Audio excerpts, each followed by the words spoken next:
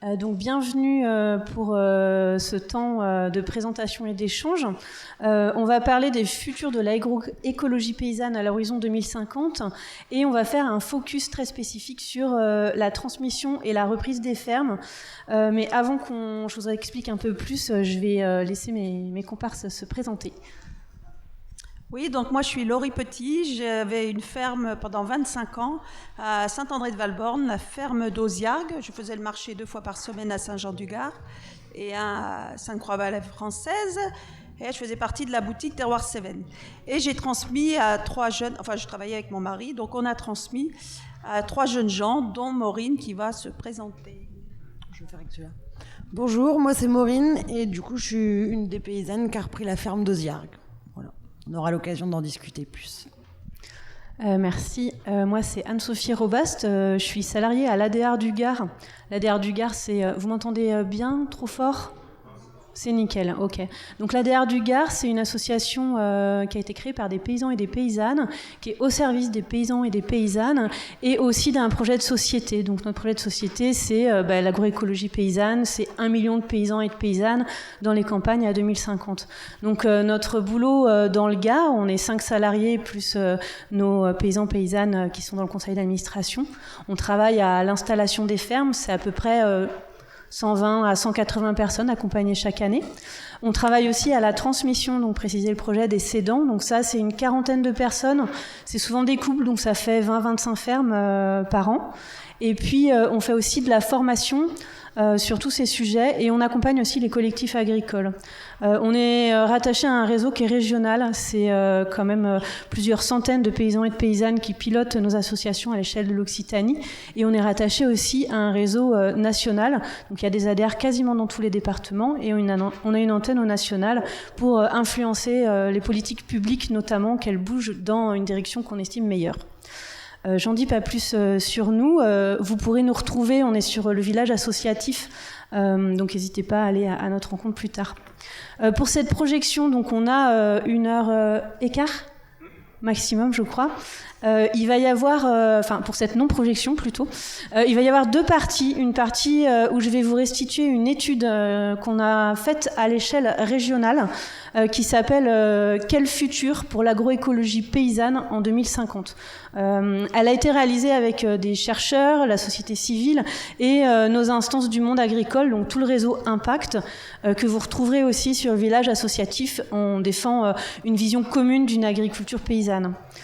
Ça va être la première partie, comment on y parvient et c'est à quoi on arrive en fait sur la région Occitanie. Et dans la deuxième partie, je vais donner beaucoup plus largement la parole à Maureen et Laurie. Elles vont parler toutes les deux pour présenter concrètement comment ça s'est passé leur transmission reprise. Donc pour ce projet agroécologie paysanne, l'idée c'est de se projeter en 2050 et on s'est demandé tous ensemble c'était quoi un modèle agricole qui serait désirable, qui serait durable, qui permettrait de s'appuyer sur les ressources du territoire avec derrière qu'est-ce qu'il faut mettre en œuvre pour y parvenir. Donc c'est là où j'avais des images à vous montrer, donc vous allez faire preuve d'imagination. Donc on a travaillé avec le CIRAD, on a travaillé avec Solagro pour les partenaires techniques, et puis tout le réseau d'Impact Occitanie. Déjà, pour vous partager les constats actuels et les défis auxquels la région Occitanie doit répondre du point de vue de l'agriculture. Il y a déjà un impact du changement climatique qui est très très fort. Ça, je pense que vous êtes tous un peu conscientisés. Juste quelques chiffres, on s'attend à plus 2 degrés de réchauffement de l'air là d'ici 2050. Au niveau de l'eau, il va y avoir des tensions assez fortes. Il y a moins 20 à moins 50% de débit des cours d'eau qui est anticipé d'ici 2050. Donc avec tous ces enjeux de qui va utiliser l'eau et quand, des épisodes de sécheresse aussi, et puis tout ce qui s'ensuit en termes d'érosion des sols, de perte de biodiversité. On constate actuellement aussi que la production agricole de la région, elle correspond pas du tout à la consommation agricole de la région. Ça veut dire qu'on a beau produire à peu près la même chose que ce qu'on consomme en termes de tonnes. En fait, on importe 13 millions de tonnes. On produit 9 millions et quelques de tonnes de produits agricoles en Occitanie. Mais on en importe 13 millions et on en exporte 12 millions. Donc ça veut dire qu'on ne mange pas ce qu'on produit en Occitanie. On est dépendant de l'extérieur. Donc ça, c'est un enjeu auquel on voudrait répondre. On peut aussi constater qu'il y a une crise économique et sociale qui est assez forte dans le monde agricole, en fait. On a des générations qui vieillissent, donc se pose la question du renouvellement. Est-ce qu'il y aura des paysans et des paysannes demain dans les campagnes ? Il y a l'accès au foncier qui est difficile dans notre secteur où le foncier, c'est sous tension, c'est cher. Et puis il y a aussi des filières agricoles qui sont en difficulté. Donc en ce moment, on entend beaucoup parler de la crise viticole et des paysans et des paysannes qui ne sont pas rémunérés à hauteur de leur travail et du travail qu'ils font pour la société. Donc comment on répond à ça ? Après, si on va voir de l'autre côté de la chaîne, plutôt consommation, on constate que de la production à la consommation, il y a aussi à peu près 10% de gaspillage alimentaire. Donc l'idée, c'est de les réduire. Et puis, on a l'enjeu de la précarité alimentaire. Donc quand on n'a pas des gros revenus, comment on fait pour avoir accès à une bonne alimentation de qualité locale ? Et puis aussi, ce qui a été constaté, c'est que les régimes alimentaires, ils sont pas adaptés à la consommation, à la production locale, et ils entraînent aussi des maladies. On parle d'obésité, de diabète, de maladies cardiovasculaires, parce que le régime moyen est pas très équilibré. C'est pas moi qui le dis, c'est des données nationales en fait. Et puis après, il y a le dernier volet qui est l'impact des pratiques agricoles. Aujourd'hui, toute l'agriculture n'est pas exemplaire. Donc, il y a de fortes dépendances aux importations et aux marchés nationaux. Aujourd'hui, un éleveur qui achète du blé parce qu'il ne produit pas son alimentation, il dépend de la spéculation internationale sur le blé. Donc, ça fait ça. Et lui, dans sa ferme, quand les prix sont là, il peut se casser la figure. Il y a aussi tous les enjeux de pesticides. On a des plans nationaux qui visent à réduire les pesticides, mais on constate qu'on épand toujours beaucoup de pesticides. Il y a les enjeux sur la consommation de l'eau, comment avoir une agriculture. Si on continue comme aujourd'hui, en fait, on va se retrouver en tension. Va falloir choisir qui peut utiliser l'eau. Et puis après, il y a une agriculture qui va être émettrice de gaz à effet de serre. Comment on fait pour réduire ça, pour limiter l'impact sur les sols et plutôt que contribuer à l'érosion, contribuer au gaz à effet de serre, avoir une agriculture qui puisse contribuer à garder des sols vivants et à limiter l'effet de serre. Donc pour faire ça, en gros, on a balayé un peu les défis. Le travail qui a été fait, c'est un travail de modélisation. Donc on a rentré des données techniques très précises dans un outil qui est développé par Solagro. C'est un outil qui est développé au niveau national avec tout un comité. Enfin, c'est assez compliqué. On l'a fait pour la région Occitanie. Et ensuite, dans cet outil, on regarde des hypothèses. Donc on sait qu'a priori, en 2050, en Occitanie, la population va monter. On est, je crois, 6,9 millions d'habitants en prévisionnel. On connaît nos surfaces disponibles, on sait leurs caractéristiques, et après on rentre des hypothèses, un peu comme quand on fait des scénarios pour le climat, quoi. Si on est à 1,5 degré de réchauffement, à 4 degrés. Là, on a fait la même chose avec le système agricole. Qu'est-ce qu'on doit manger et comment on doit produire ? Et en fait, on a regardé le scénario tendanciel. Donc, si on continue comme aujourd'hui, qu'est-ce qui se passe ? On va pas le développer parce que le constat, c'est que les crises s'amplifient dans le monde agricole et que le système agricole devient de plus en plus vulnérable. Donc on va se concentrer sur le deuxième scénario, qui est le scénario qui nous plaît, nous, qui permet effectivement une transition vers un modèle viable, durable et réalisable. Ah, on a de l'image, c'est ça ? Hurrah !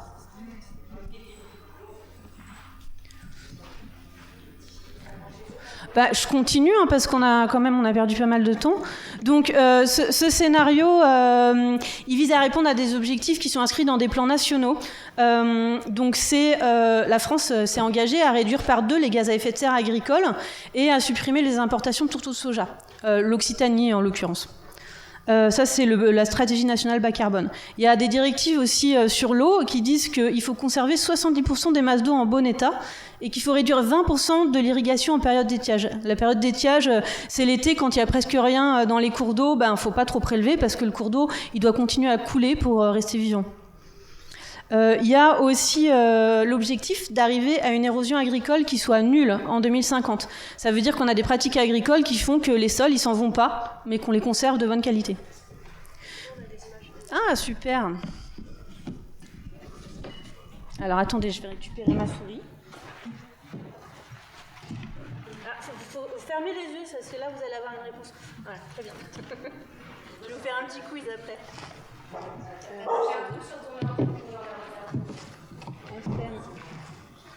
Non, partie.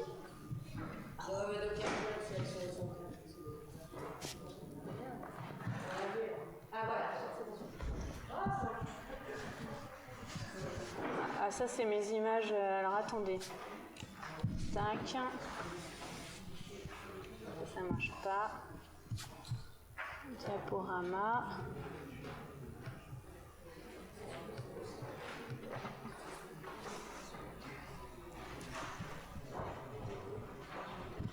Comment je fais pour bouger mon diapo? Ah ouais, voilà. Ah, on y est. Voilà. Là, vous avez tous les partenaires. Alors ça, on en a parlé. Ça, c'est les constats. Ça, c'est ce qu'on a fait. Donc avec le deuxième scénario. Attendez, je vais mettre sur le côté. Hop. Je préfère regarder l'écran avec vous. Je reviens après. Voilà. Et pourquoi ça marche pas? Hop.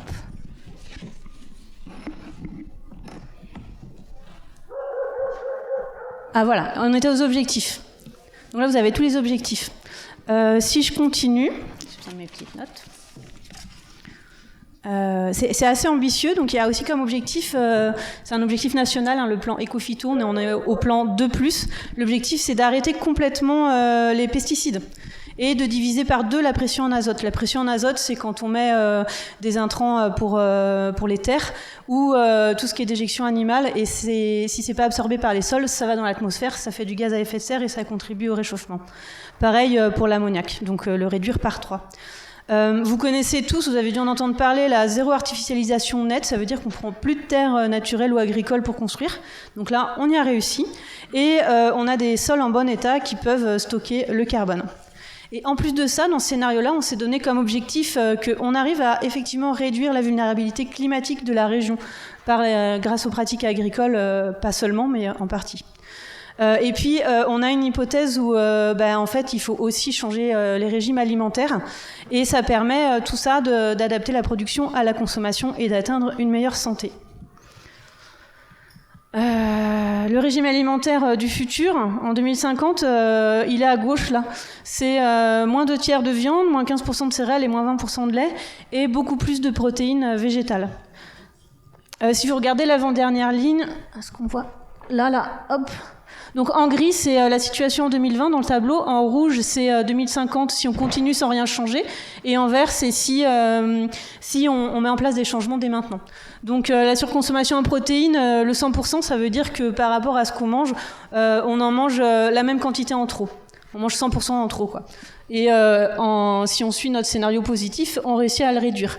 On réduit aussi les gaspillages. Vous voyez que si vous regardez les terres arables, donc à peu près au milieu du tableau, au lieu de perdre des terres arables, des terres qu'on peut cultiver, on en gagne. Alors, comment on y arrive ? Quels changements faudrait effectuer ? Ça, c'est les changements en termes de cheptel et de surface. Donc, toujours la même chose. En gris, c'est ce qu'on a en 2020. En rouge, c'est si on change rien, qu'est-ce qui va se passer, a priori. Et en vert, c'est notre scénario positif. Donc, on va regarder à droite, côté surface. Donc, tout en haut à gauche, la surface agricole utile, elle bouge pas tant que ça. Elle baisse parce que on va prendre quand même des terres pour construire des logements. Mais elle se maintient. Ce qui change, c'est à quoi servent les terres. On divise par 2 les vignes. On parle de l'Occitanie, hein, on est gros producteurs de vignobles, mais pour atteindre nos ambitions, il faut diviser par 2 les vignes et il faut faire des légumes et de l'arboriculture. Parce qu'aujourd'hui, on importe 68% des fruits et légumes qu'on mange. Donc il y a un changement très fort ici. Les protéagineux, c'est toutes les protéines végétales. On multiplie par 10 les surfaces de protéines végétales, ce qui est assez costaud. À gauche, vous avez le cheptel bovin, donc les 2 autres ronds rouges, complètement sur la gauche. Donc on effondre le nombre de bovins, et au lieu d'avoir des systèmes qui font soit que du lait, soit que de la viande, on a des systèmes mixtes, donc des vaches qui peuvent faire à la fois du lait et de la viande. Et on a un changement de système, c'est pas du tout des vaches qui sont en intérieur, mais c'est des vaches qui sortent. Donc elles vont du coup pâturer les ressources extérieures, et elles vont moins avoir besoin qu'on achète du blé ou des aliments sur le marché international. Des tourteaux de soja, notamment, c'est ce que mangent nos animaux.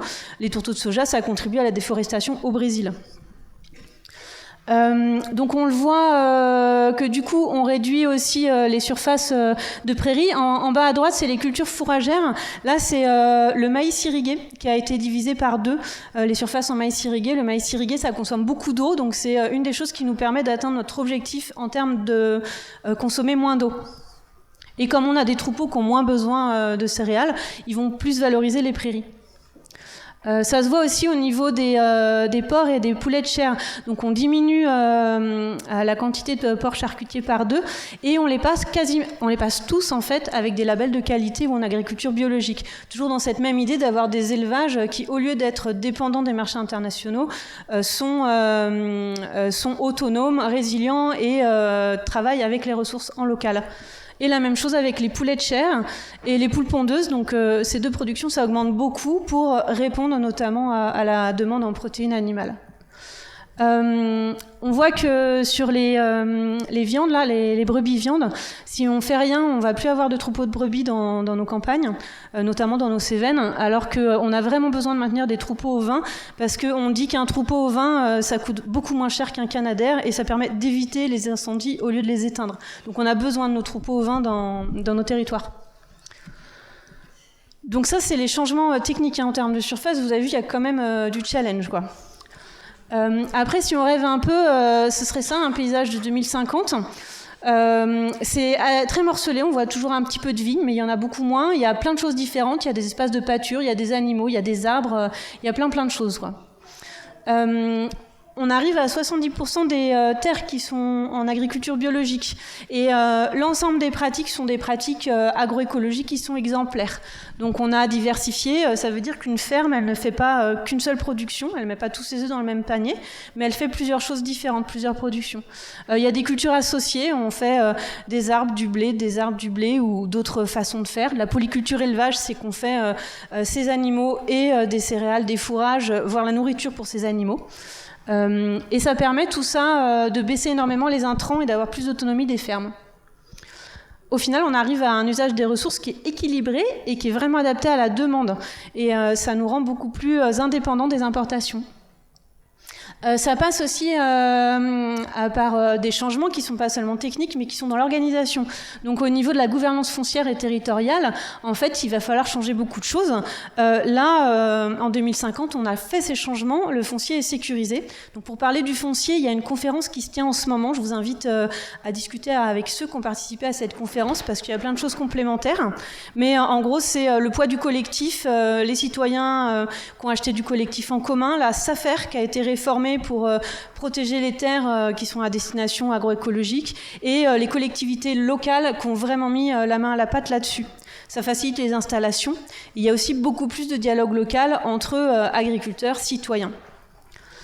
Ça passe aussi par un changement dans la façon de décider. On va vers une démocratie globale qui est alimentaire, donc avec les paysans et les consommateurs des 2 côtés en fait, avec une gouvernance qui est localisée où les citoyens ils ont pris leur part là-dedans. Donc on repolitise vraiment la question de l'agriculture et de l'alimentation avec des systèmes de codécision et puis les syndicats agricoles qui travaillent avec toutes les associations soit sur l'alimentation, de défense de l'environnement, etc.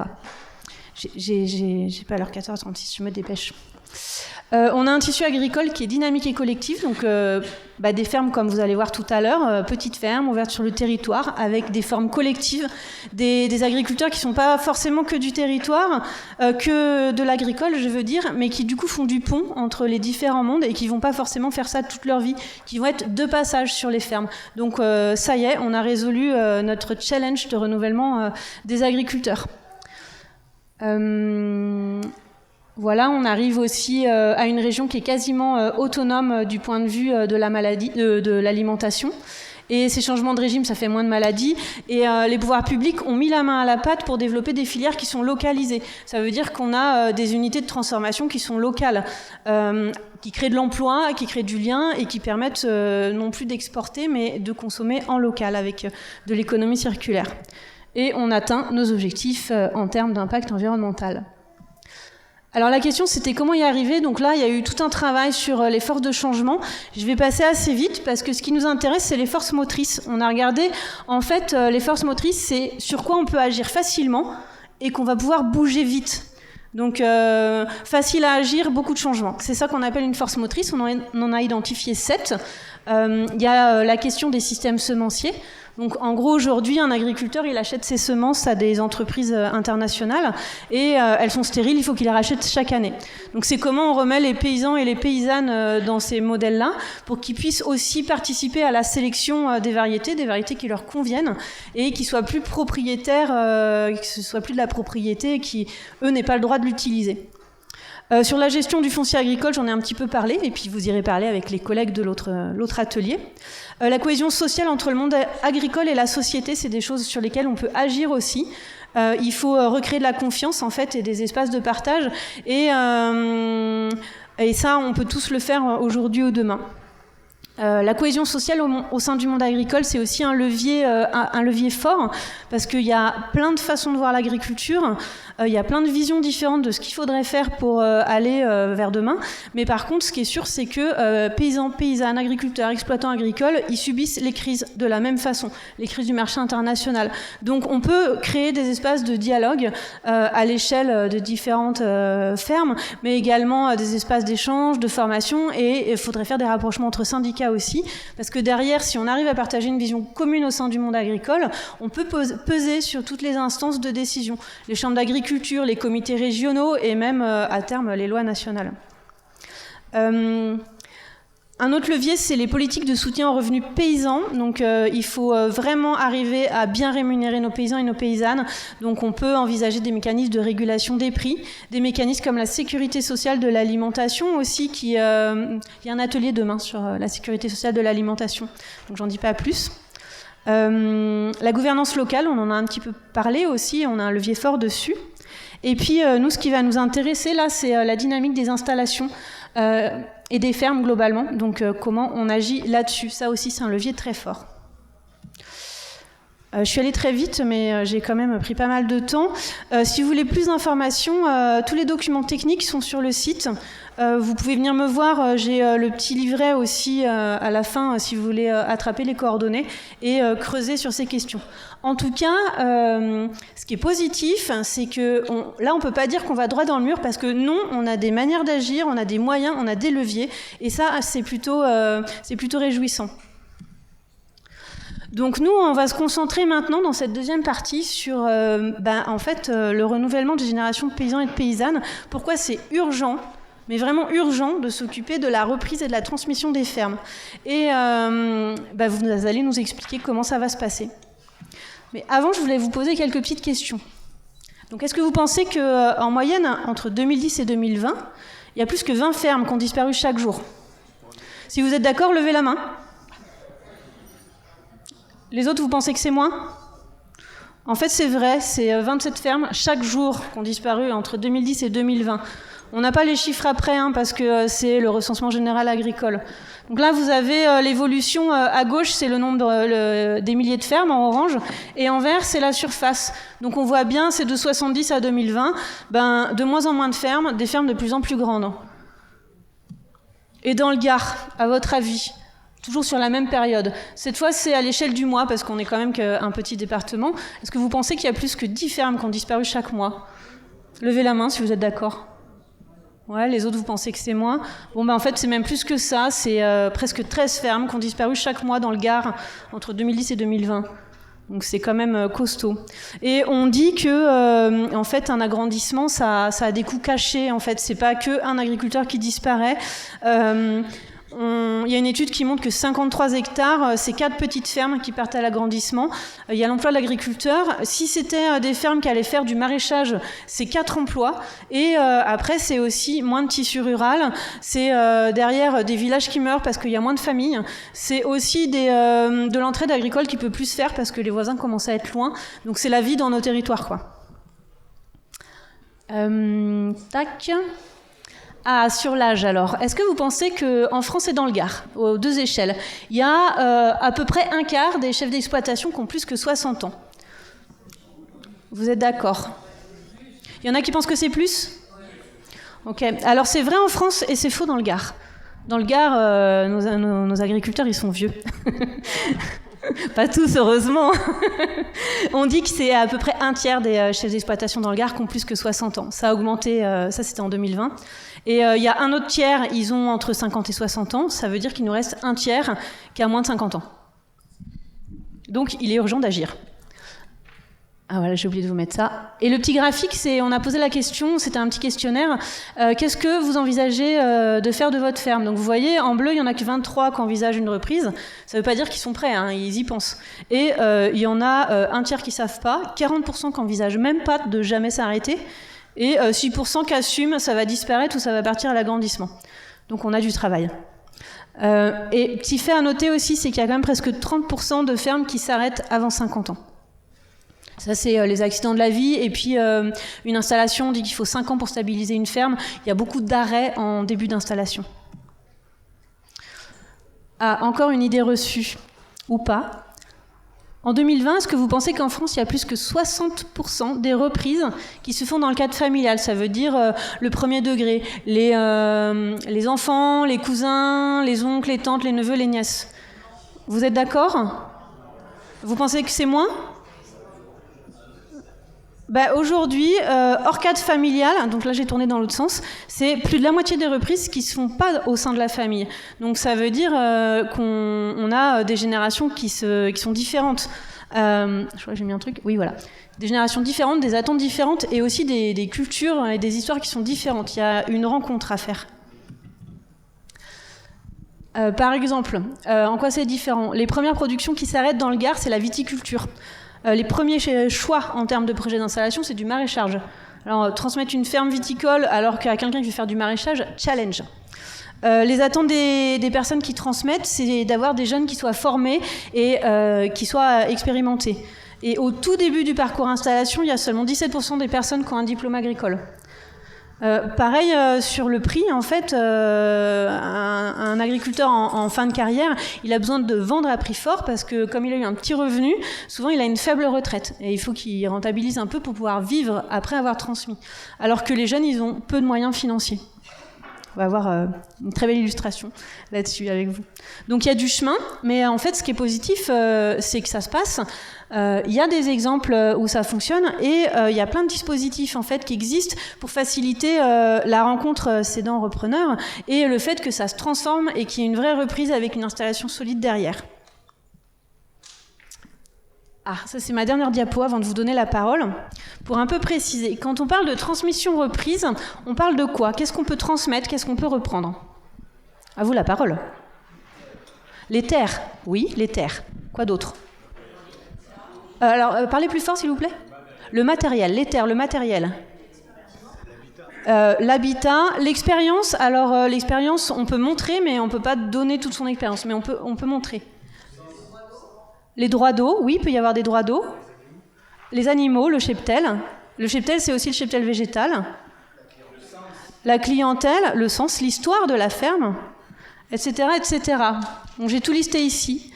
Foncier, bâtiment, matériel, cheptel, la main-d'œuvre, des fois, quand il y a des salariés. Les réseaux commerciaux, professionnels, privés, le voisinage, hein, parce que c'est important, le voisinage. Des fois, il y a une marque, des fois, il y a la trésorerie, des fois, il y a des dettes à transmettre. Comment on fait pour transmettre des dettes? Des parts sociales, les primes PAC aussi. C'est pas le cas chez nous, mais dans le nord de la France, pour accéder à une location sur 1 hectare qui va donner droit à des primes PAC, il faut payer 10 000 € pour accéder à la location. Donc il y a un enjeu autour des primes PAC, quoi. La maison, on n'a pas parlé de la question de la maison, parce que quand on vient travailler des terres, il faut bien habiter quelque part. Et puis les savoir-faire, l'expérience, comment est-ce qu'on fait passer ça et comment on transmet l'histoire de la ferme. Alors c'est soit et, soit ou, donc il y a plein de combinaisons possibles. Du coup, à vous la parole maintenant pour illustrer une combinaison. Et vous avez un micro. Peut-être d'abord, Laurie, si tu peux nous présenter un peu votre parcours. Oui, alors en fait, j'ai parlé de la ferme, mais je ne vous ai pas dit, c'était un élevage de brebis laitières avec transformation fromagère et carnet. Donc c'est une ferme moi j'étais associée avec ma sœur qui avait créé cette ferme avec son époux en 88, je dirais. Moi, je les ai rejoints en 99 parce qu'ils cherchaient des associés. Et donc, je n'habitais pas sur place. Je travaillais avec le couple qui était ma sœur et mon beau-frère. On a fait un GAEC, ça s'est bien passé. Et puis un jour, ils sont partis en retraite. Donc, avec mon époux, on est monté sur la ferme, prendre le relais. C'était en 2007, voilà. Mais ce qui se passe, c'est que mon beau-frère était propriétaire et voulait nous vendre la ferme. Et nous, mon mari avait 52 ans, n'avait pas très envie d'acheter une ferme. On s'est dit, pour faire un passage de 10-12 ans, acheter une ferme. Voilà, comment déjà, les revenus ne sont pas en face de l'investissement, quelque part, un revenu agricole. Donc, on a fait intervenir Terre de Liens. Et je trouve que c'est sensationnel parce qu'en fait, comment dire, il y a eu un investissement léger, on a racheté Laurie, peut-être tout le monde ne connaît pas Terre de Liens. Terre de Liens, c'est une foncière qui vient acheter la ferme et l'habitat, et du coup, vous êtes locataire de Terre de Liens. On est locataire, ouais. Donc ça évite l'investissement de l'achat de la ferme. Voilà. Et je me rends compte, alors effectivement, on a acheté le cheptel, le matériel, on a travaillé avec mon époux pendant 25 ans, enfin non, un peu moins. Et je ne sais plus ce que je voulais dire. Que j'ai trouvé que c'était sans sas parce qu'en fait, voilà, moi je me rends compte qu'il y a des amis qui sont, enfin des copains qui sont agriculteurs. Et au moment de prendre la retraite, ils ne peuvent pas lâcher leur maison, ils ne peuvent pas lâcher leurs biens parce qu'ils sont propriétaires. Quand on est locataire, on s'est toujours senti de passage. Et ça, je trouve ça extraordinaire parce qu'effectivement, on s'en va, on a été de passage, on laisse un lieu, on laisse... c'est une histoire, mais la transmission se fait super bien parce qu'on n'est pas attaché au bien matériel. Alors justement, Laurie, est-ce que tu peux nous dire comment vous avez pensé la transmission ? Les premières fois, vous en avez parlé, comment vous en avez discuté, comment vous voyiez ça avec Jean-Marc ? Nous, c'était facile. Il y avait quand même déjà un gars qui nous draguait depuis 3 ans, qui voulait reprendre notre ferme, donc on n'était pas trop soucieux. Ça l'a pas fait parce qu'on a senti que ça marcherait pas et au dernier moment, C'est quoi qui vous a fait sentir que ça marcherait pas ? Ça marcherait pas parce déjà, la transmission, ça veut dire travailler avec les personnes pendant soit 3 mois, soit 1 an, ce qu'on a fait pendant 1 an avec Maureen et ses collègues. Et voilà, il faut que ça passe parce que nous, on était 2, se retrouver. Il voulait aussi faire un GAEC, ce jeune.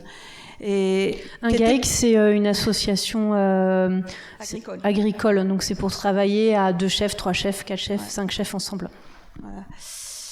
Et donc, au dernier moment, on a dit non, ça ne le fera pas. Donc ça veut dire aussi qu'on s'est permis de choisir, quelque part, de choisir les personnes. Donc c'est le bouche à oreille qui a fait que Maureen, Bastien et Pierrot sont arrivés chez nous, voilà. Puis ça a matché et ça s'est super bien passé. On a fait une transmission pendant 1 an. Et avant Bastien, Maureen et Pierrot, vous avez eu d'autres contacts ? On a eu un couple, mais qui n'a pas voulu s'engager, voilà. Mais c'est le bouche à oreille. On n'était pas soucieux de la transmission parce qu'on n'avait pas de biens à vendre. Parce qu'effectivement, nous, on s'est dit, on va trouver très très facilement quelqu'un qui achète, comme on disait tout à l'heure, le cheptel, le matériel. Voilà, et c'est beaucoup plus facile pour eux de s'installer quelque part financièrement. Je pense qu'ils n'ont même pas d'emprunt à la banque, je crois pas, ou un tout petit. Voilà, alors que s'il faut mettre 350 000 balles dans une ferme, vous commencez déjà à... Et puis il y a l'immobilier est très cher, inaccessible, quoi. Voilà. Et est-ce que tu peux préciser, c'était quoi vos critères ? Vu que tu dis que vous avez eu le choix, vos critères pour choisir justement. Que ça tienne la route. Mais ça veut dire quoi, tenir la route ? Ça veut dire voilà, des gens, ils avaient quand même de l'expérience, tous les 3. Ils avaient à peu près 2 ans, elle vous le dira, mais ils avaient de l'expérience. Et puis, c'est une histoire de confiance humaine, c'est une histoire humaine. Voilà. Ok. Est-ce que, peut-être Maureen, tu peux présenter pourquoi tu as voulu t'installer, pourquoi une reprise et pourquoi à 3 ? Du coup, ça marche, oui. Moi, j'ai toujours voulu m'installer. Après, on a tous les 3, on est 3 associés, donc, et on était salariés agricoles depuis plusieurs années tous les 3. On était devenus, je pense, des mauvais salariés agricoles parce qu'on était trop investis On avait trop envie de mettre notre patte dedans, donc c'était plus possible pour nous. Et le collectif, ça nous a paru, parce que ça nous paraissait beaucoup trop de boulot. Est-ce que tu peux parler plus près du micro ? Plus près. Ça nous a paru beaucoup trop de boulot de s'installer tout seul, même de monter juste une installation. Le parcours d'installation, c'est quand même costaud. Et pour avoir du relais, je sais que Jean-Marc et Laurie, par exemple, prenaient pas trop de vacances. En tout cas, ils étaient tout le temps sur la ferme. Tu diras si c'est le contraire, mais nous, on avait envie de garder des vacances, de se laisser la possibilité de partir en vacances, d'avoir un jour par semaine de repos. Comme on était un couple et une autre personne, nous, le couple, on peut aussi se faire des week-ends de temps en temps et on n'est pas non plus tout le temps sur la ferme, quoi.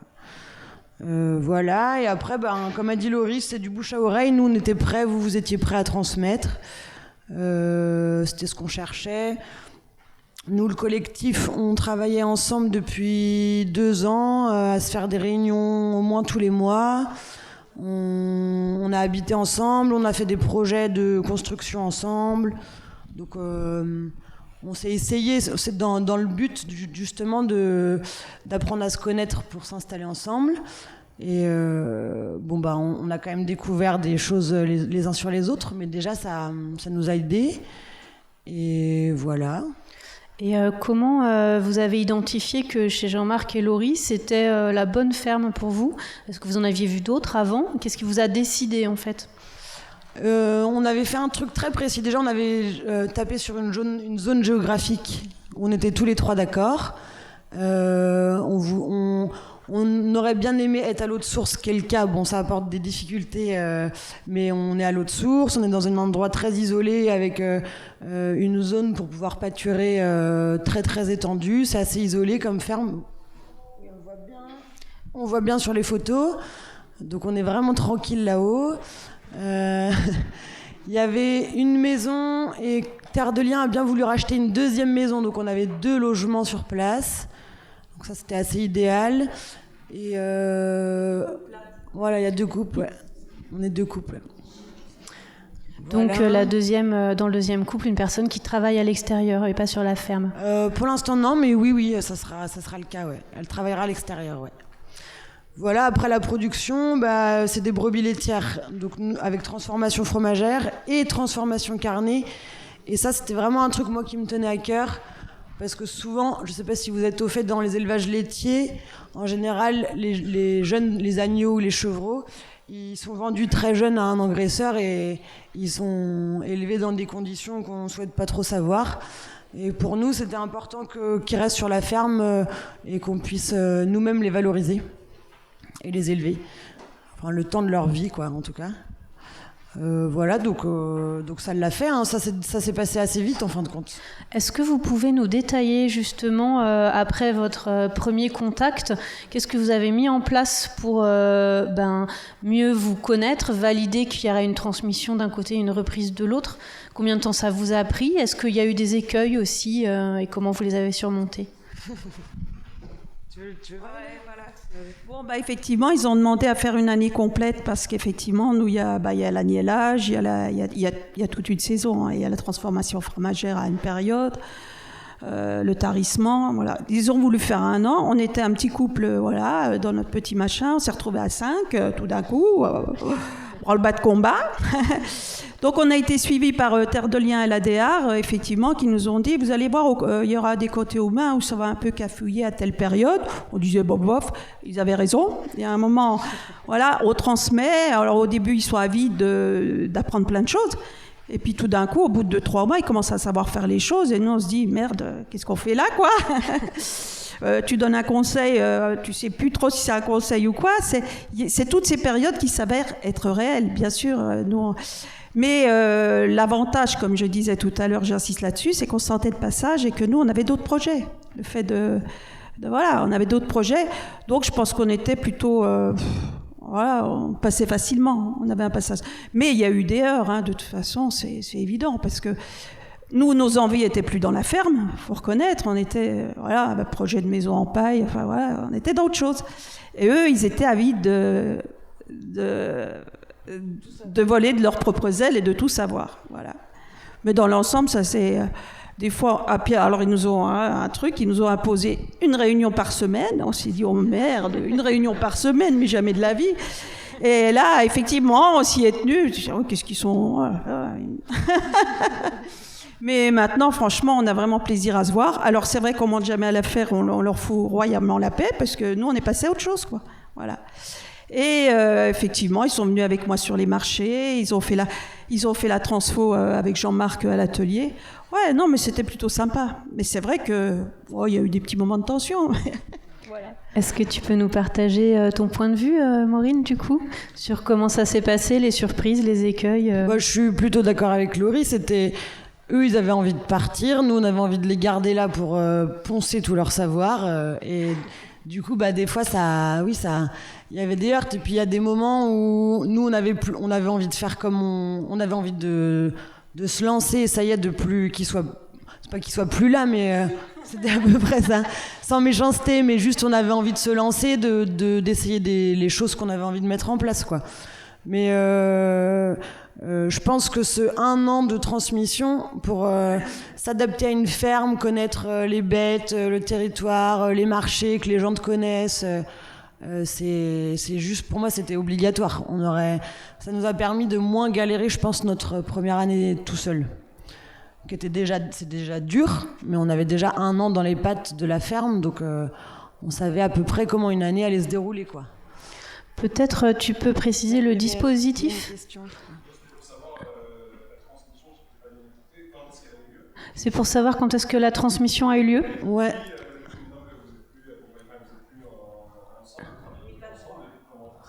Et depuis qu'ils ne travaillent plus ensemble, comment ça se passe ? Je répète parce que... C'était 2023. La transmission. L'année 2023 complète pour la transmission. Ouais, et nous, on s'est installé au 1er janvier 2024. Vous êtes partis début décembre, je crois. Voilà. Et depuis, on se voit parce que ils habitent pas très loin en fait, mais c'est pas dans le même village, mais enfin si, c'est le même village au final. Du coup, on est dans le même réseau quand même de gens, on se voit aux événements et on s'entend très bien, on est très content de se voir. Mais du coup, plus du tout dans le cadre du travail ? Non, plus du tout. Après, si on a la moindre question précise, on les appelle, ils nous répondent tout de suite. Ou une archive qui manque ou je sais pas quoi. Bon, ça, c'est presque tout brûlé, mais enfin voilà, si on a besoin, ils sont là, quoi. Pas pour venir bosser, quoique si. On a embauché Jean-Marc pour faire le jus de pomme cette année. Mais oui, ça se passe bien. Est-ce que vous pouvez toucher 2 mots des dispositifs ? Parce que souvent, les dispositifs comme le CEFI, je pense au CEFI notamment, sont peu connus du grand public et des agriculteurs. Donc expliquez en fait ce que c'est. Du coup, vous étiez déjà en lien avec la DEARG en fait, au début. Et du coup, on s'est rapproché de la DEARG pour qu'ils nous accompagnent déjà dans la transmission et pour mettre en place un truc qui s'appelle le CEFI. Du coup, c'est un contrat pour être stagiaire sur une ferme dans le cadre d'une transmission. Et donc, ça nous a permis... Moi, j'ai été financée par la région toute l'année de la transmission. Donc, c'est à peu près... Je crois que j'ai touché 700 € par mois pendant l'année de transmission. Voilà. Et en même temps, on a été aussi accompagnés par la DEARG, par quelqu'un de la DEARG qui venait faire des échanges avec les cédants et les repreneurs. On se faisait des échanges ensemble pour discuter de nos problématiques pendant la transmission, quoi. Okay. Et pour finir, est-ce que vous, depuis que vous avez, c'est chez vous en fait, à la ferme d'Auziargues, quel changement vous avez mis en place par rapport au système qu'avaient Laurie et Jean-Marc ? On a gardé à peu près les productions. En vrai, ça ressemble vachement. On a gardé les mêmes marchés. Voilà, c'est ça. La grosse différence, c'est que c'est le pâturage. Nous, on garde ce qui n'était pas le cas avant. Jean-Marc et Laurie, ils ouvraient les portes de la bergerie. Les brebis étaient en libre dans le cirque. Nous, dans notre expérience, on avait tous les trois, on avait beaucoup gardé. On avait nos chiens de troupeau, donc c'était important pour nous. On trouvait ça important de pouvoir les mener manger. On trouve qu'elles mangent mieux comme ça. Donc voilà, donc nous on va garder toute l'année. Des fois on part sur des parcelles qui sont plus loin et dorment dehors. Bon, c'est surtout ça. On essaye de réduire très fortement la part d'alimentation achetée en tout cas. Voilà, c'est la grosse différence, mais après il y en a pas tellement. On est 3, vous étiez 2. Vous aviez un salarié quand même à ce moment-là. Un mi-temps, c'est ça ? Ouais. Un mi-temps. Et si vous deviez donner des conseils, ou le conseil que vous donneriez de votre point de vue à chacune pour quelqu'un qui voudrait s'installer, quelqu'un qui voudrait transmettre, et pour des citoyens qui voudraient contribuer, qu'est-ce que vous diriez ? Moi, ce que je disais tout à l'heure, c'est de lâcher l'affaire. Voilà, on s'en va, et on a d'autres projets, on s'éclate dans la vie en faisant du vélo, de la musique, ce qu'on veut, on chante, mais c'est de leur fiche la paix, quoi. Souvent c'est difficile pour des anciens qui sont ancrés dans leur. On s'est battu à l'époque dans la vallée. On avait un discours effectivement les propriétaires là qui étaient dans leur ferme, ils voulaient pas lâcher, quoi. Et donc c'est des fermes, c'est foutu. Ils restent là parce qu'ils veulent rester dans leur maison. C'est quand même très compliqué la gestion de garder son. Quand on a fait sa vie, qu'on a tout créé, on n'arrive pas à lâcher l'affaire. C'est plutôt ça le conseil, c'est de lâcher. On est de passage dans la vie, et ben autant qu'on soit de passage aussi dans nos fermes et dans nos maisons, dans tout ce que vous voulez. Voilà. Et pour toi, Maureen ? Moi, je sais pas. Je pense que c'est très personnel ça, mais ça dépend des situations. Après, je pense l'important c'est d'avoir un minimum d'expérience. Alors, je dis pas d'avoir un diplôme agricole, nous on n'en avait pas forcément, mais d'avoir bossé dans ce milieu pour vraiment se rendre compte dans quoi on va mettre les pieds, quoi. Voilà. Donc se former. Enfin, ouais, même par des stages, ça marche aussi en fait, ou juste de filer des coups de main dans des fermes, ça marche, mais aller se confronter au milieu quand même. Avant de s'installer, c'est important, je pense. Merci. Ah oui, j'avais mis les changements. Ça, c'est le calendrier de la transmission reprise avec la petite étoile au milieu. C'est que souvent, le cédant ou la cédante a beaucoup de travail en amont, et quand elle est prête à transmettre la ferme, les candidats qui arrivent, c'est le moment où ils commencent à se projeter sur la ferme. Donc on a des calendriers qui vont pas être tout à fait raccord, et il faut de la patience. Je les ai mis sur la table là, donc vous pourrez les prendre en partant si vous voulez. Et les leviers pour faciliter les transmissions installations, moi j'en ai mis en bleu qui concerne tout le monde, en vert qui concerne plutôt les paysans et les paysannes. Il y a l'accès au foncier qui est clé, ça c'est sûr. Donc ça c'est Laurie, tu disais ça, propriétaires, mettez vos terres à disposition des paysans et des paysannes. Il y avait les enjeux de portage foncier en collectif comme la solution que vous aviez, des solutions pour habiter qui peuvent être portées par tout le monde aussi, parce que l'habitat c'est vraiment un problème en fait. Quand on s'installe aujourd'hui dans le Gard, on abandonne vite l'idée d'acheter la ferme et la maison, quoi, sauf dans des cas comme vous. Bon, mais je vais pas faire le tour de ça parce qu'on n'a plus beaucoup de temps, et vous avez sûrement des questions, des réactions. Merci beaucoup pour votre témoignage. Moi, c'est une question par rapport au foncier, en fait, parce que là, on parle d'un cas où il y a la foncière Terre de Liens qui est intervenue. Et plus globalement, comment ça évolue ? Est-ce que la foncière monte en puissance ? Et ma deuxième question, c'est les SAFER, parce que il y a une dizaine d'années, j'étais dans un milieu où je pouvais être en contact avec les SAFER, et dans le concret, on était vraiment encore dans beaucoup d'influence des agriculteurs en place, et plutôt quand même une tendance à passer les fermes, à les morceler, à les passer à des fermes existantes plutôt que d'installer des jeunes. Donc je voulais savoir comment ça évolue de part et d'autre. Terre de Liens, en fait, nous on a une ferme, on a eu de la chance, ils ont acheté le bâti, mais en fait Terre de Liens commence à vouloir acheter que des terres, parce qu'effectivement ils se retrouvent avec des propriétaires, des problèmes de bailleurs. Donc effectivement, c'est compliqué pour eux. Eux, c'est installer des agriculteurs. Alors moi, je veux bien quand on est maraîcher ou qu'on est apiculteur, effectivement, qu'on n'ait pas l'atelier ou le domicile à côté j'aime pas le mot exploitation, enfin, ouais, des terres. Mais quand on est éleveur, si on n'habite pas à la ferme, si on est à 3 bornes, c'est compliqué, quoi. Donc effectivement, là, ils se retrouvent avec des problèmes, surtout depuis les classements énergétiques. c'est assez compliqué. Donc, ils sont plus partis sur du foncier, acheter des terres. Que du bâti. Mais... Après, je crois qu'ils ont envie d'essaimer aussi, et il y a pas mal d'initiatives foncières locales qui se mettent en place. Vous avez Jean Racine sur le village associatif. Ils doivent en parler en ce moment dans l'autre atelier. Il y a des communes aussi qui mettent la main à la pâte pour avoir une maison qu'ils fournissent aux agriculteurs. Je pense à la commune d'Anduze qui a fait ça, où ils ont préempté des terres à la SAFER, ils ont acheté les terres pour installer des maraîchers et ils ont mis une maison en fait en location pour les maraîchers.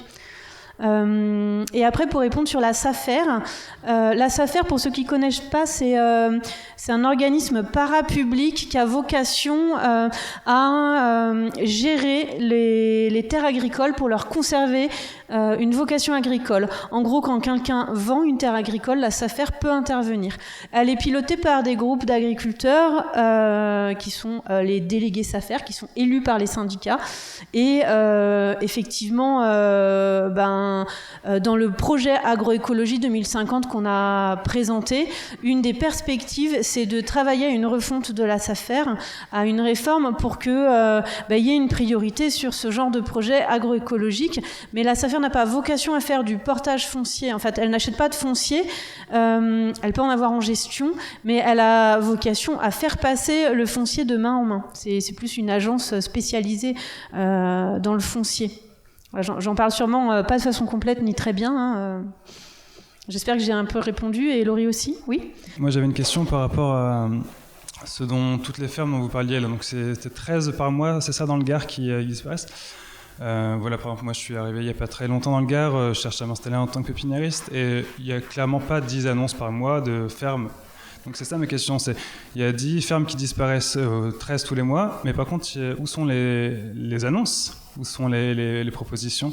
Voilà. Elles ne sont pas à vendre, dit Laurie. D'accord, elles disparaissent sans être... d'accord. Il y a des arrêts où tout simplement la ferme s'arrête et les terres ne sont pas reprises. Il y a aussi des agrandissements.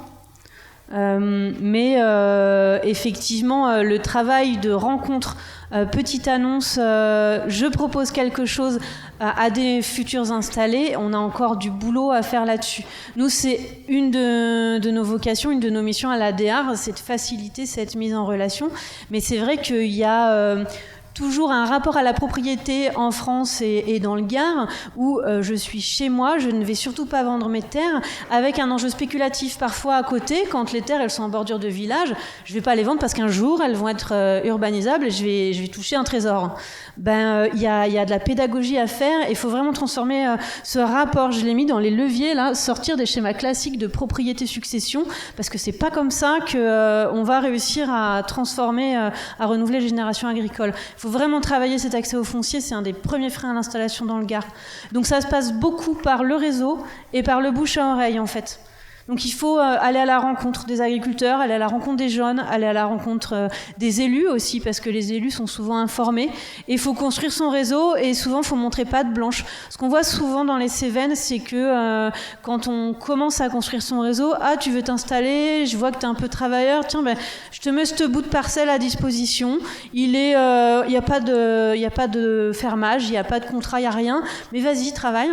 Et puis au bout de 2-3 ans, si ça se passe bien, ok, je vais te faire un fermage. Ah tiens, mais il y a cette parcelle-là aussi. Et ça se fait très très progressivement avec la construction de la confiance. Donc oui, c'est un vrai sujet. Quand quelqu'un part à la retraite qui souhaite vendre sa ferme, c'est aussi parce qu'en fait, les retraites paysannes sont misérables et qu'en fait, toute notre vie, on construit une ferme, un outil de travail qu'on espère pouvoir revendre pour pouvoir vivre pendant 30 ans dessus. Donc c'est peut-être une des grandes problématiques aussi sur le foncier, c'est peut-être d'abord qu'on ait tous un revenu décent et une bonne retraite. Moi, je peux dire mon temps de ma retraite, j'ai 840 €, voilà. Et 840 €. Ouais. Voilà, et mon mari aussi. On s'attendait à moins pour lui, donc Inch'Allah, ça va. Mais bon, oui, c'est évident que... C'est un vrai sujet et c'est un vrai obstacle. Je l'avais sur une diapo où effectivement les cédants ils ont besoin d'avoir un peu d'argent pour vivre après. Il y a souvent une perte de niveau de vie en fait au moment de la transmission et de l'arrêt d'activité agricole parce que on touche moins de revenus avec la retraite. On n'est plus sur les réseaux agricoles avec les copains au marché où on fait du troc.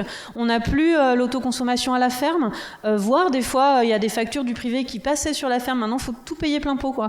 Et oui, c'est un vrai sujet et c'est un des projets, c'est un des leviers majeurs. C'est une force motrice dans le projet agroécologie 2050. C'est de vraiment qualifier les revenus des paysans et qu'ils puissent vivre dignement de leur métier, en fait. On a vraiment du boulot là-dedans, quoi.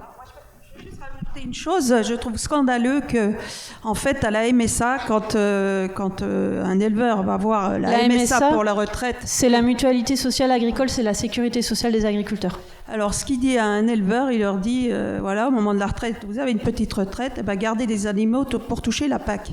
Et je trouve ça absolument scandaleux parce qu'ils gardent ou des brebis ou quelques pour avoir un revenu décent à la retraite. Et ça, pour moi, c'est je ne sais pas, qu'un conseiller à la MSA vous dit ça, chapeau. Alors donc là, on parle d'agriculture paysanne. Le modèle dominant aujourd'hui n'est pas une agriculture paysanne. Dans les Landes, il me semble, l'ADR ou l'ADACA sont en train de réfléchir à la mise en place d'une assurance risque transition écologique. Est-ce que c'est quelque chose dont vous avez entendu parler, dont vous pourrez nous parler un peu plus? Il me semble que c'est en réflexion de financement par l'Agence de l'eau. Alors moi, je ne peux pas répondre sur cette question. Je trouve que c'est une bonne chose que nos agriculteurs, c'est pas de leur faute s'il y a des aléas climatiques aujourd'hui et qu'en fait, il y en a très peu qui ont une véritable assurance climatique. Quand il y a un accident climatique, souvent ils sont le bec dans l'eau, ils perdent à la fois leur travail et à la fois leur source de revenus. Donc moi, je trouve que c'est pas... Ah oui, une assurance au changement de pratique. Oui, ce serait une bonne chose parce que c'est un des freins aussi. On sait que si tout le monde demain changeait de pratique, ça a un coût et il y a un coût à l'échelle de la ferme quand on fait du conventionnel de se mettre à faire du bio. Il y a un coût économique en termes de nouveaux matériels, se former de nouvelles pratiques et il y a un coût social aussi parce que quand on est dans un réseau où tout le monde fait pareil, celui qui change, c'est souvent la brebis galeuse. Donc il faut aussi de la force, de la volonté et de la raison. Donc je trouve que c'est très intéressant. Mais j'ai pas connaissance de réflexion ici à ce sujet. Je sais pas si la Confédération paysanne, non. Il y a quelque chose qui me manque depuis le début. Or, il me semble que c'est en filigrane, en liminaire. Bien entendu qu'on a tous besoin de revenus et quand on entend des revenus comme ça, c'est un vrai point. Bien entendu que le milieu agricole amène immédiatement vers le matériel. C'est quelque chose de têtu. Mais je trouve qu'il y a une surreprésentation quand vous avez marqué votre document, qu'est-ce qu'il y a à transmettre. Il y a une surreprésentation du matériel, alors que dans le projet de la ferme d'Oséargues, pour l'avoir connu, pour le connaître du côté client, il me manque le savoir-être. C'est pour ça que j'ai parlé de sang tout à l'heure, il me manque le savoir-être. Et il me manque tout ce qui est immatériel qui fait que non seulement il y a quelque chose qui est vraiment important, qui s'est transmis, mais en plus c'était un niveau de qualité qui est très élevé. Voilà, ça me manquait dans tout ce qui était à transmettre. Oui, vous avez raison. Merci. Je rajouterais savoir-être à côté de savoir-faire. Vous voulez réagir toutes les deux et intention. C'est super agréable d'entendre ça. Voilà, que dire de plus? Oui, c'est... Moi, je peux témoigner de ce savoir-être avec les clients, le réseau commercial, mais aussi avec le territoire, parce que j'ai vu des installations qu'on ratait. Parce que en fait, l'ancrage au niveau local s'est très très mal passé. C'est aussi comment on arrive quelque part sans dire je sais tout, mais en prenant compte de la culture locale, de comment ça fonctionne, de quelles sont les habitudes. Et ça, c'est un mélange qui est fin et qui effectivement repose sur les savoir-être. Oui, je voulais poser une question par rapport à Terre de Liens et aux différentes locations ou transmissions dans un cas comme celui-ci. Est-ce que, si j'ai bien compris, Terre de Liens a racheté vos terres? Est-ce qu'il les a rachetées à un prix qui vous convenait, je suppose, mais bon, est-ce que... sans vouloir connaître les détails, non, mais c'est pour savoir comment bien comprendre comment ça fonctionne. Et du coup, après, c'est loué au repreneur. Est-ce que c'est... il faut que le repreneur accepte un projet où il ne sera jamais propriétaire aussi, mais ça, j'ai bien compris que c'était la règle du jeu. Et est-ce que la location aussi est intéressante du point de vue de son montant, quoi, voilà. Alors moi, notre ferme, en fait, nous on était satisfaits, mais nous on n'était que les locataires, donc ma parole, voilà. Mon beau-frère n'était pas spécialement satisfait parce que je vous rappelle que c'est la Terre de Liens a acheté à mon beau-frère. La SAFER avait quand même surestimé la valeur de la ferme. Donc Terre de Liens, qui est quand même des bailleurs sociaux, ont baissé le prix. Ils sont revenus un peu dans la réalité. Parce que pour moi, excusez-moi, la SAFER, là, elle avait un peu merdé. Est-ce que j'ai entendu ça? Non, voilà. Elle avait un peu exagéré le prix vraiment de cette ferme. Voilà. Je ne sais pas si ça répond à votre question. Au niveau des loyers, oui, moi je trouve ça tout à fait correct. Maureen prend le micro. C'est indexé sur les prix des loyers dans le Gard. Mais vu qu'on n'a pas des énormes salaires et qu'on est locataire, on a accès aux APL en fait. Donc c'est correct. Et sur la représentation de ne pas être propriétaire de son outil de travail et de sa maison, qu'est-ce que tu peux nous dire de ça? Nous, c'était un avantage pour s'installer dans cette ferme. C'est, comme l'a dit aussi Laurie, ça veut dire que nous, on s'est engagés tous les trois sur 5 ans. Et on s'est dit, ça se trouve, on aura envie d'être ailleurs. Peut-être qu'il y en a dans les 3 qui auront envie de faire autre chose. Et ça, je pense que c'est une réalité qui a plus maintenant sur en tout cas des gens qui sont hors cadre, plutôt familiaux, qui ont envie de faire ça pendant une période, mais peut-être pas toute leur vie. Et du coup, nous, c'est très confortable pour nous. Et après, on n'avait pas de sous, donc en effet, je crois que nous, notre emprunt, il s'arrête dans 2 ans. Et on n'a plus d'emprunt du tout, quoi. Donc, de ne pas être propriétaire, ça permet de partir plus... Si on a envie, c'est plus souple quand même pour partir.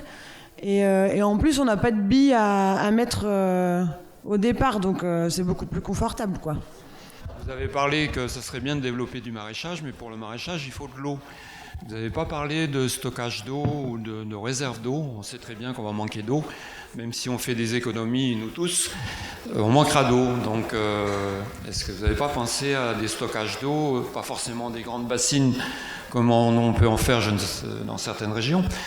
Mais dans les Cévennes, il est vrai que l'eau, elle va vraiment manquer. Ça, c'est sûr. Et bien là, malheureusement, on a parlé ce matin, je crois, de ces questions-là. Et nous, ce n'est pas des points qu'on a vraiment creusés dans ce scénario. Du coup, merci à vous. Je vois que ça commence à quitter. On doit laisser la place à une seconde conférence. Juste un petit appel, l'ADR du Gard, notre vocation, c'est d'accompagner la dimension humaine en fait de ces transmissions reprises. Et vous avez vu que c'est fort, c'est important pour que ça se passe. On essaie d'être une petite goutte d'huile. Et aujourd'hui, on est une petite goutte d'huile en difficulté. On doit transitionner vers un nouveau modèle économique. On fait un appel aux dons. Un appel à financement participatif. Il y a le petit flyer ici avec un petit flash code et aussi sur Village Associative. Alors si vous avez envie de nous soutenir, on en a vraiment besoin pour continuer notre travail, n'hésitez pas. Donc merci et bon week-end à tout le monde à la découverte de toutes ces initiatives.